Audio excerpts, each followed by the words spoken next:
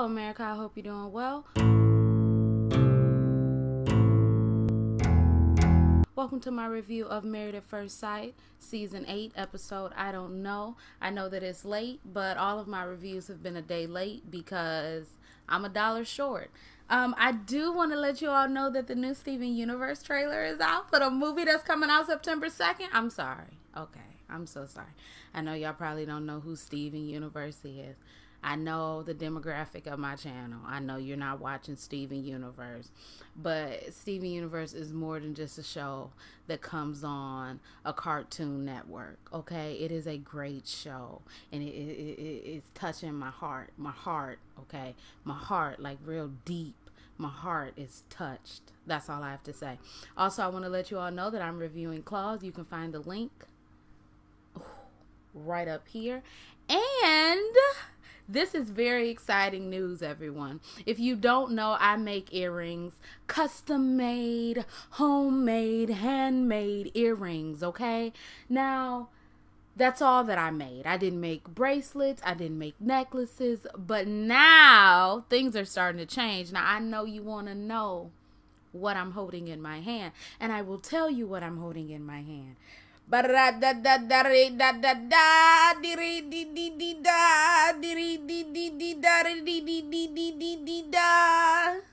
that's SpongeBob. I'm sorry, y'all. Do you see this, y'all? Do you see this beautiful, beautiful necklace that I've made? I want you to look at the connector. Oh, you see how beautiful that is, y'all? Oh, it's not going to show you how beautiful it is, but I'm trying to let y'all see how beautiful it is. Y'all, I made this. I made it. Now, I want you all to see how it looks. As you can see, you got a little hang, okay? This is not for sale. This is mine. But I will be making necklaces with pendants on them, and I will spend up some more of my money and go back and get some more pendants to make more necklaces. So as of right now, I do just have earrings on my website, but that will change, okay?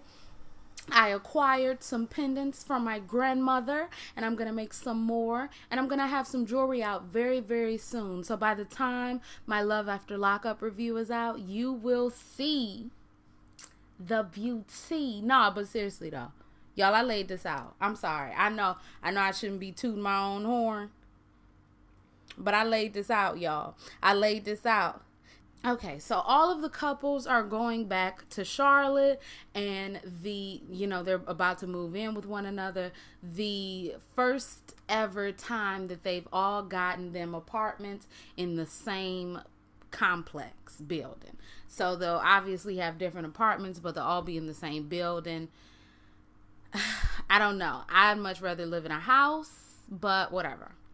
Anyway, so we saw a lot of Matt and Amber, and I know that they're, opening up more and showing us more about them, but they still are very boring. So yeah, anyway, they go to the place that Matt is staying. He's staying with his friend's father because, Matt is a basketball player.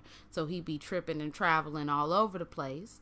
And it's a very simplistic space. What did Amber say? He's trinistic. I don't know what she said, but he's that word that she said. If you watched it 2 days ago, then you heard what she said. Anyway, he says most of the time he's living in a hotel or in random apartment rooms, and Amber says that it's nerve-wracking that he can have so little stuff because that means that he can just up and leave, and she has abandonment issues. So she stays over there. Then they go to her house, and Amber is excited to have him there.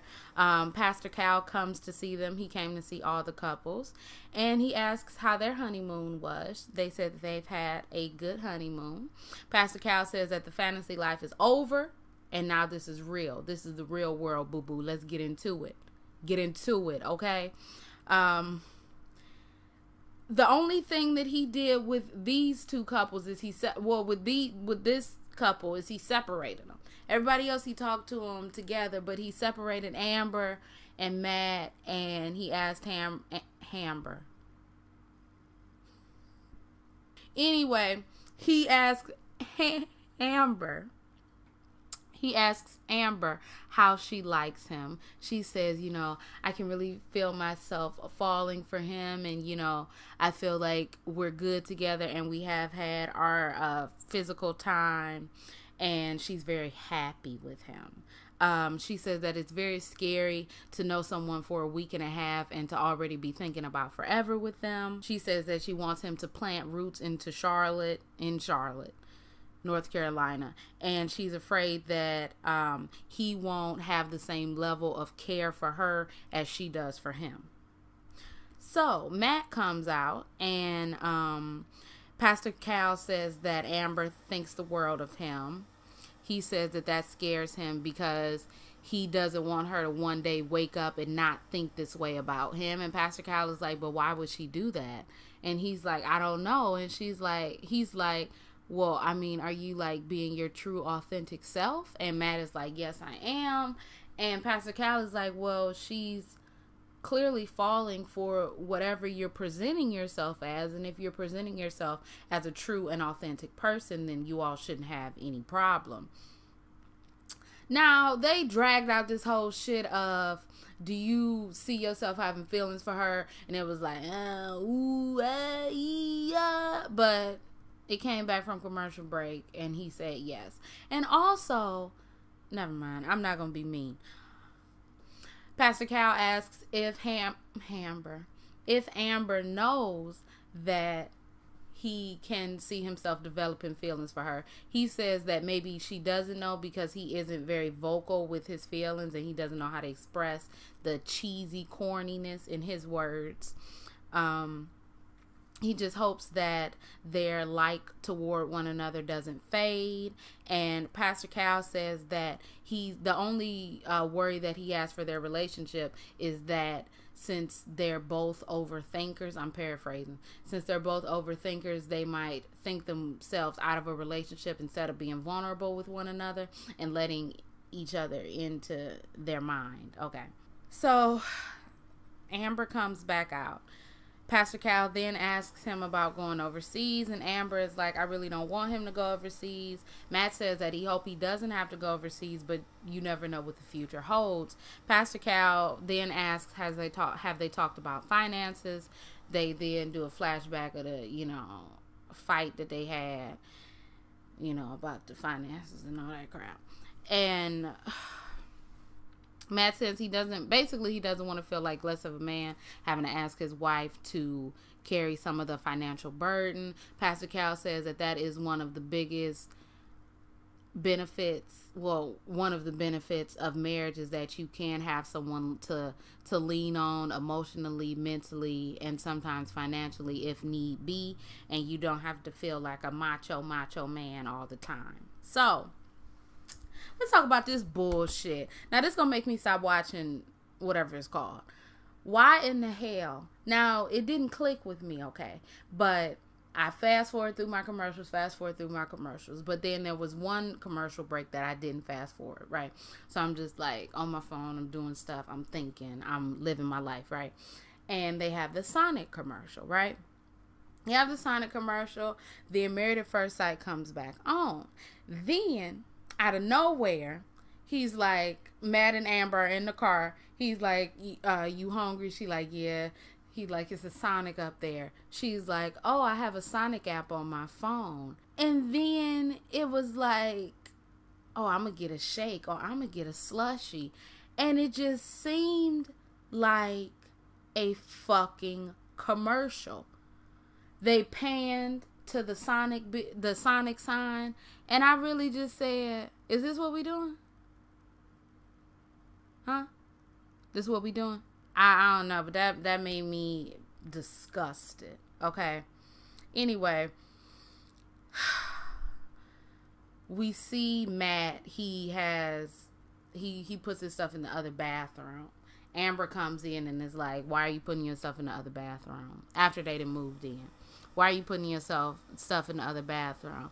And Amber is like, it feels like you don't want to be next to me. You don't want to be around me. Matt is like, I just thought that, you know, you could have the extra space. And then we see them eating dinner. They crunching all out. Ain't nobody talking. Then Amber is like, you know, I just really want to apologize for my hypersensitivity. Sometimes I do feel hypersensitive when I see people creating distance, because it reminds me of the distance that my mother created when she left me for her lesbian lover instead of raising her damn kids, okay? No, I'm serious. You have a lesbian lover after you done raised these damn kids.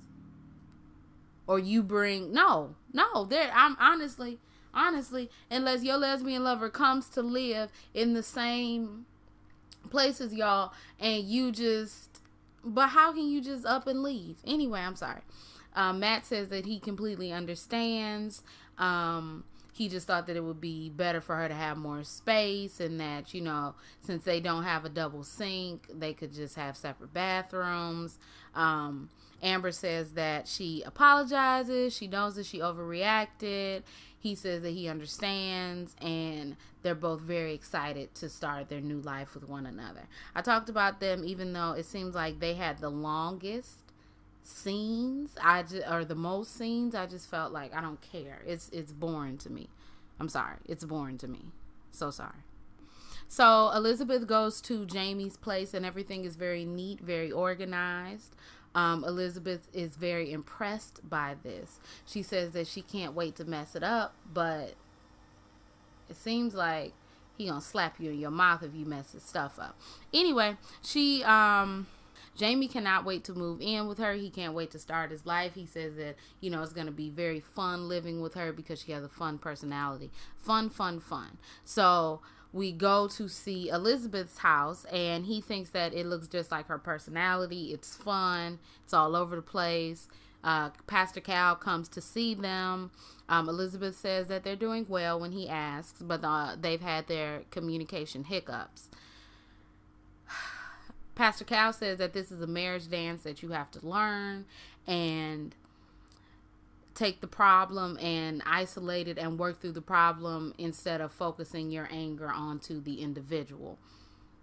He also talks about emotional nakedness and how you just need to drop everything, have no distractions, no phones, no anything, and just be very vulnerable, and you listen and receive, and then vice versa, and you take in what the other party is saying, and you know, you work through it. Now they move into their place. Okay, they're walking around their place. She gets a glass of water, drinks it, then she's like, I hope you don't judge me for what I'm about to do. She then fills up the thing, gives it to her dog, and Jamie is like, oh, because she has 2 dogs, he has a cat. Jamie is like, well, you know, that's kind of peculiar to me, because my cat got its own stuff. I don't be drinking out of my cat stuff, and my cat don't be drinking out of my stuff. So that's a little bit gross. The word he was looking for was gross. Anyway, they sit on the bed. Elizabeth asks, how do you really feel about my dogs? He's like, okay. Well, they're a little bit much, you know. I'm okay with the dogs. It's just the fact that things won't be as clean as I want them to be, and there's a level of cleanliness that you have to have and preserve, or there's a level of uncleanliness that you'll have. And I have a cat, so I know. And I know that a cat is not a dog, but bitch, if y'all seen my fucking house, I need to clean, okay? So she gets her sage out. She sages the house. She sages Jamie. Jamie thinks that it's a little bit weird that she's saging his crotch, but he goes with it. At the end of the night, they're laying in bed. They do face masks. The couple that does face masks together stay together, and then they have sexy time. And that's the end of their story. Real quick, fast, and in a hurry, huh? I look like a drunk auntie. Oh yeah, I'm sorry that these videos are late. My auntie and my boy cousins were in town, and I was also just like a little bit calm this week, just a little bit. So, I was just relaxing and doing stuff, but I don't have any time to be calm anymore. So in these 3 days, I need to hustle like my life depends on it. Anyway, we see Iris and Keith. They wake up and she's going to check out his apartment. She didn't do it last night, so she's going to do it now. She sees a basket of unfolded clothes, which, I mean, after a while, if the clothes ain't folded, they just be dirty. Like, because then you might like throw a piece of dirty clothes on top of the clean clothes because they not washed. I mean, they not folded. So now everything dirty. It's just, no, just wash it again. Anyway, Keith says that he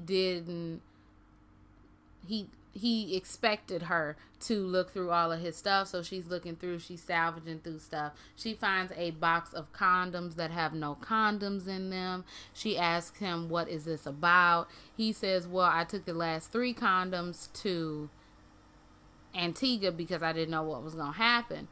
So she's like, but it was only 3 condoms left. Like, how do I know my husband wasn't a nymphomaniac before he married me?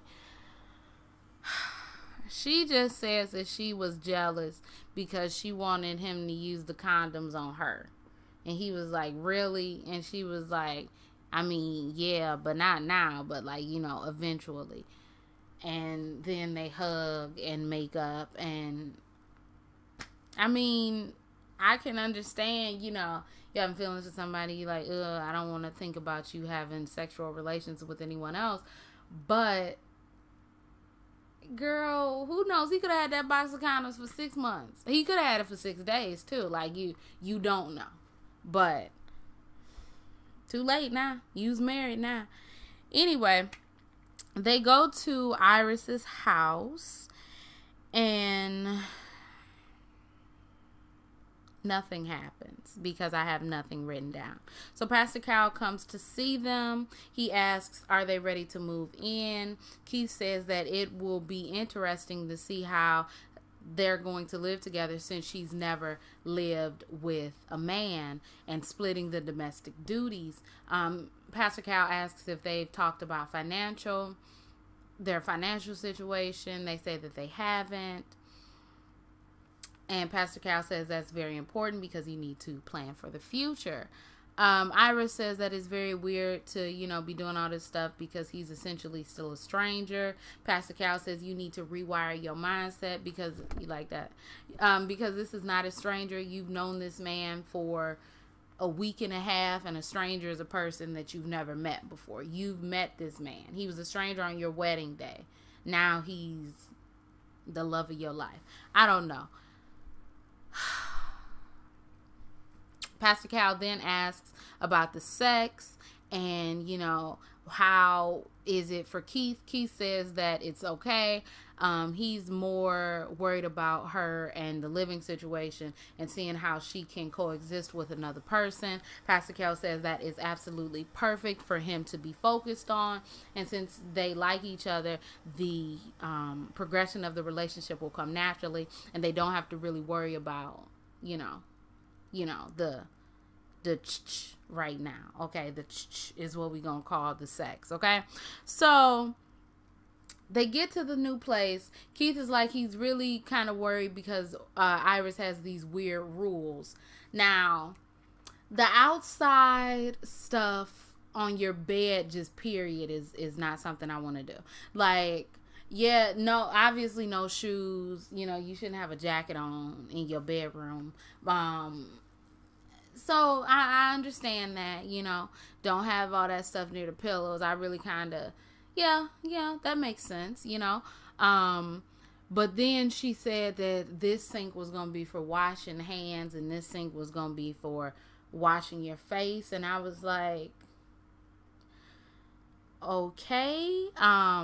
They're unpacking their stuff, putting it in the drawer. She don't like the way the drawer look because she says that it may be dirty or have splinters or this or that, and she ain't trying to deal with it. He's like, whatever, I'm just about to throw my stuff in there. But what I did not understand is it looked like it was a tissue in the drawer or something, which if I would have seen a tissue in the drawer, I'm not even using the drawers at all. Like, what are you talking? Anyway, it's nighttime. They're about to spend their first night in the house. They say one day down, a million more to go, and they kiss, and then they go to sleep, and everything's beautiful. Okay, last but not least, Deanna and Greg. I think Deanna and Greg are my favorite because Deanna is cute. So Greg is going to be staying at Deanna's house. We meet her dog Sandy. Her dog is very skittish around men. So Greg tried to feed her a treat the first time, and she was like, "Who are you?" Then the second time she took it. Greg says that it mimics his relationship with Deanna because, you know, you have to take things slowly. So Greg is walking around. He sees that she has shot glasses. She got a lot of makeup. She got a lot of this. She got a lot of that. It's basically looking like my house, but minus the shot glasses, okay? I'm sorry. Anyway, so they spend the night at Deanna's house. They go to Greg's house, bro. When I tell you, if they stay together, if I'm Deanna, I'm already thinking about selling that house that I got up yonder and moving straight in with that man. Because when I tell you, homie had double ovens, okay, granite countertop, okay, a deck and a screened porch, 4 bedrooms, 3 baths. What? So you telling me I can have an office and a recording studio? Huh? What? And it had an unfinished basement. So you telling me we can go down there and finish it?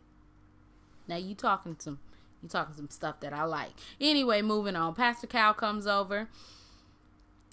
He says congratulations on being married, and they both are just like, they say nothing.